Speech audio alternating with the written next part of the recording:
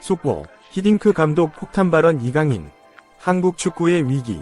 레전드 오브 레전드 히딩크 감독 이강인 등 한국 선수와 한국 축구의 한마디. 한국 축구가 최악의 위기를 맞았습니다. 올해 초 역대 최강의 멤버로 꼽히던 국가대표팀이 아시안컵 준결승 탈락했고, 파리올림픽 출전권이 걸린 23세 이하 아시안컵에서도 8강전에서 피파 랭킹 134위인 인도네시아에 참패의 충격을 줬습니다. 그래도 아시아권에선 축구 강국으로 꼽히던 우리나라가 어쩌다 이렇게 된 건지 문화스포츠부 이다솜 기자와 이야기 나눠보겠습니다.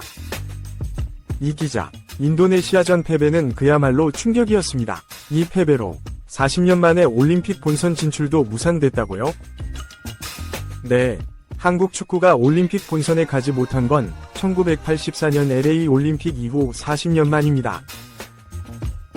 파리올림픽 본선에 진출했다면 역대 최초 10회 연속이라는 금자탑도 쌓을 수 있었지만, 한국은 8강에서 피파 랭킹 134위, 우리보다 111계단이 낮은 인도네시아에게 충격패를 당했습니다. 이번 대회는 상위 3팀이 올림픽 본선에 직행하고, 4위 팀은 아프리카 기니와 대륙별 플레이오프를 거쳐 파리행 티켓을 잡을 수 있는데, 한국은 그 기회조차 받지 못한 채 허무하게 짐을 쌌습니다. 우리를 이긴 인도네시아를 비롯해 일본, 우즈베키스탄, 이라크가 4강에 진출했는데, 일본을 제외하면 우리보다 피파 랭킹이 낮은 나라들인 만큼 더욱 아쉬운 결과입니다. 여러 원인이 있겠지만 황선홍 감독이 성인 국가대표 감독까지 겸하는 투잡을 했던 것도 독이 된 것 같아요. 네, 아시안컵 기간 불거진 이강인 선수 탁구 사건으로 한국 축구는 최악의 위기를 맞았었죠.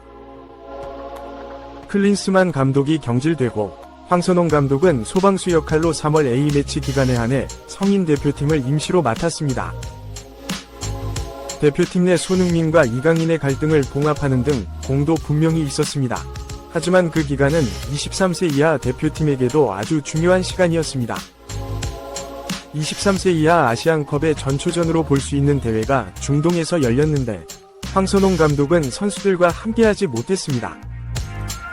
황 감독은 대회를 마친 뒤 결과에 대한 책임은 나에게 있다 면서도 겸직 여부는 큰 영향을 미쳤다고 생각하지 않는다고 말했지만, 겸직을 수용하면서 올림픽 대표팀에 100% 집중하지 못했다는 비판은 피하기 힘들게 됐습니다. 이러한 결정을 내렸던 축구협회를 향한 축구계와 팬들의 질타도 거셉니다. 먼저 대회를 준비하면서부터 아쉬움이 있었다고요?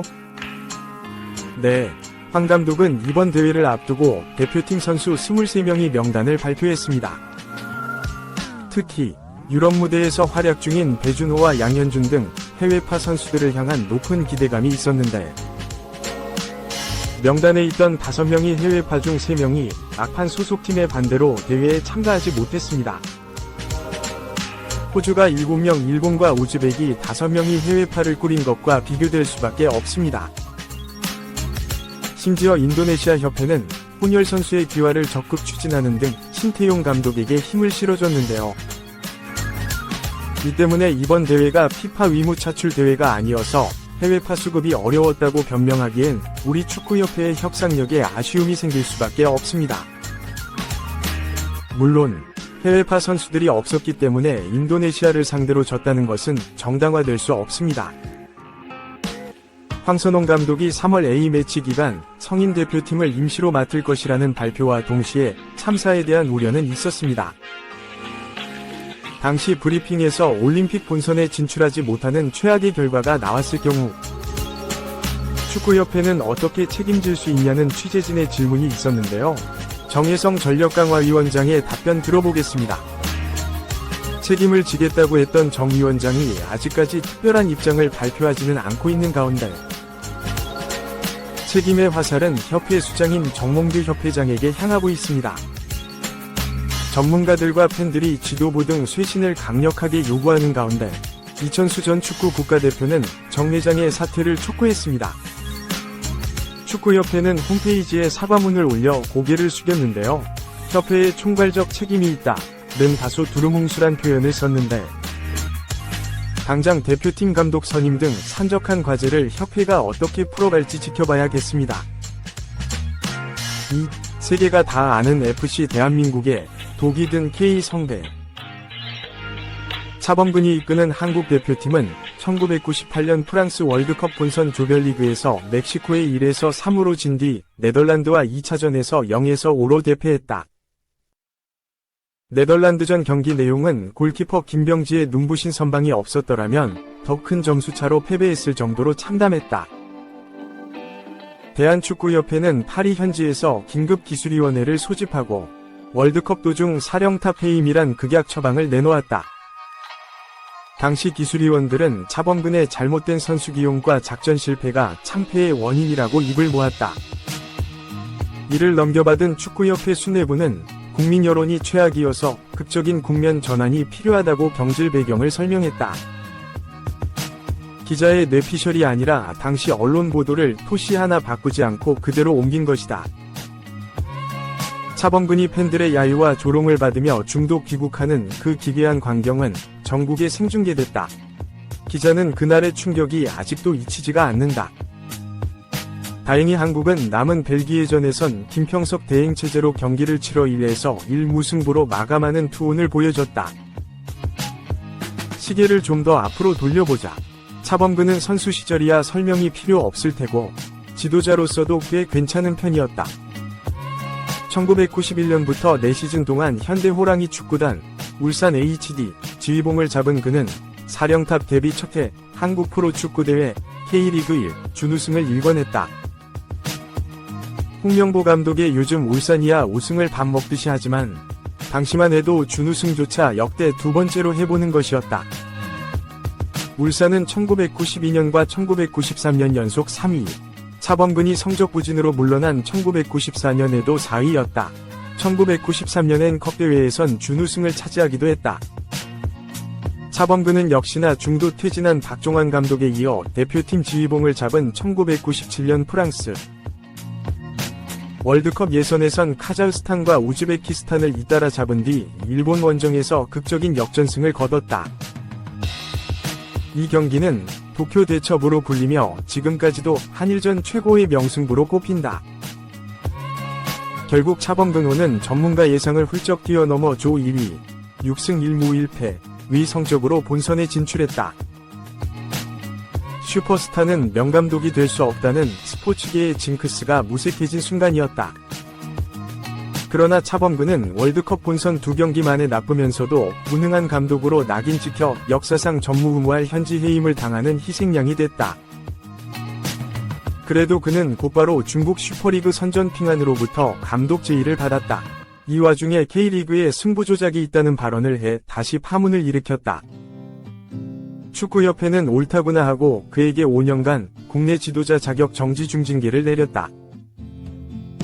1년여 만에 선전 감독에서 물러난 차범근은 한동안 차범근 축구교실에 전념했다. 마침내 징계가 풀려 2004년 수원 삼성을 맡은 그는 복귀 첫해 리그 우승컵을 들어올렸고 2005년에는 컵대회 정상에 올랐다.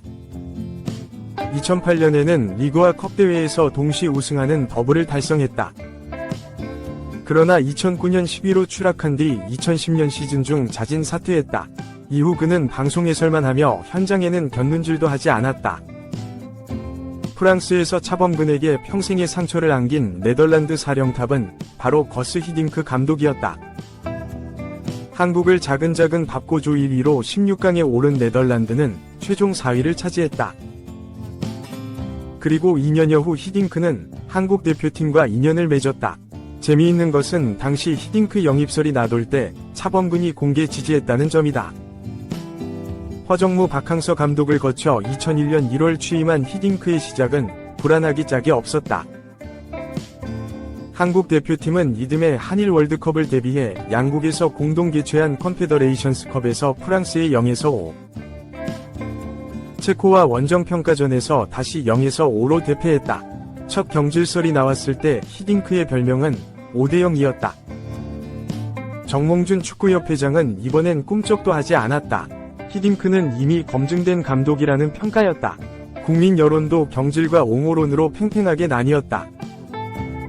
히딩크는 2002년 들어서도 우루과이와 평가전 패배에 이어 북중미 골드컵에서 미국과 캐나다에 연패했고, 최약체 쿠바와도 무승부를 기록하며 다시 경질론에 휘말리기도 했다.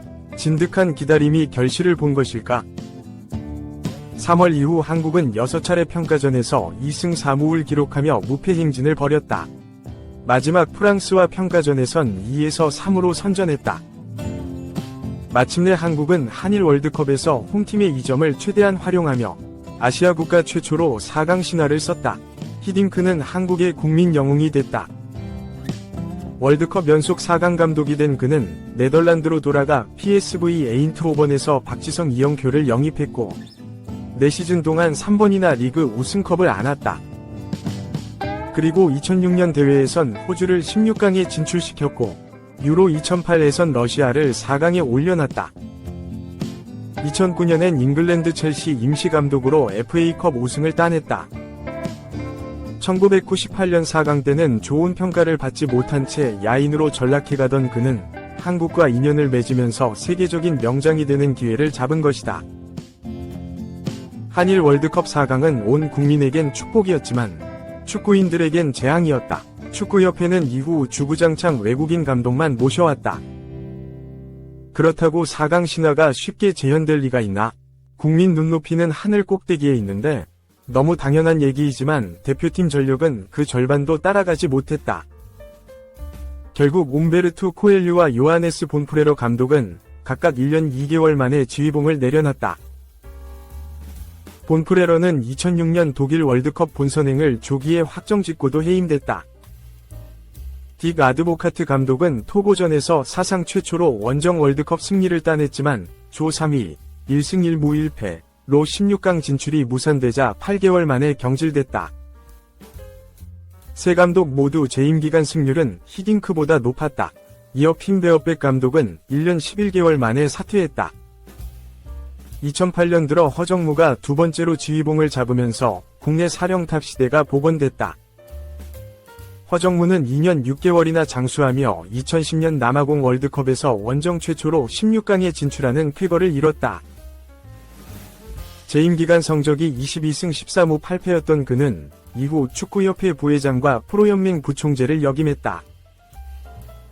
반면 2013년 6월 대표팀 지휘봉을 잡은 홍명보는 이듬해 브라질 월드컵 조별리그에서 1무 2패로 탈락하며 한동안 차범근과 같은 길을 걸어야 했다. 친분에 따라 선수를 선발했다는 비난이 나왔고 그는 떠밀리듯 미국으로 떠났다. 2018년 러시아 월드컵 사령탑 신태용 감독도 스웨덴과 멕시코의 연패에 비슷한 위기에 처했지만 3차전에서 디펜딩 챔피언 독일에 2에서 0으로 승리하며 극적으로 회생했다. 이후 그가 인도네시아 사령탑으로 승승장구한 것은 우리가 다 아는 사실이다. 한국 대표팀은 신태용에 이어 파울로 벤투 감독이 지휘봉을 잡으면서 안정을 되찾았다. 벤투는 2018년 8월부터 4년 4개월간 역대 최장수 사령탑이 됐고 2022년 카타르 월드컵에서 12년 만에 통산 세 번째 월드컵 16강에 올랐다. 그의 재임 기간 한국은 57위였던 랭킹을 32계단이나 끌어올렸다. 그러나 다음 주자인 위르겐 클린스만 감독은 취임 초부터 재택근무 논란을 일으키더니 첫 5경기에서 역대 최장기간 무승 사령탑의 불명예 기록을 세웠다. 이후 13경기 무패 행진을 벌였지만 지난 2월 아시안컵 4강전에서 요르단에 패배하고 짐을 쌌다. 이 과정에서 손흥민과 이강인의 내분이 알려지기도 했다. 축구협회는 2월 클린스만을 해임한 뒤 5개월째 차기 사령탑을 찾지 못한 채 파행을 거듭하고 있다. 이유는 간단하다. 독이 든 성배이자 파리 목숨으로 악명 높은 한국 사령탑을 맡겠다고 선뜻 나서는 이가 없기 때문이다. 왜 이 지경이 됐을까?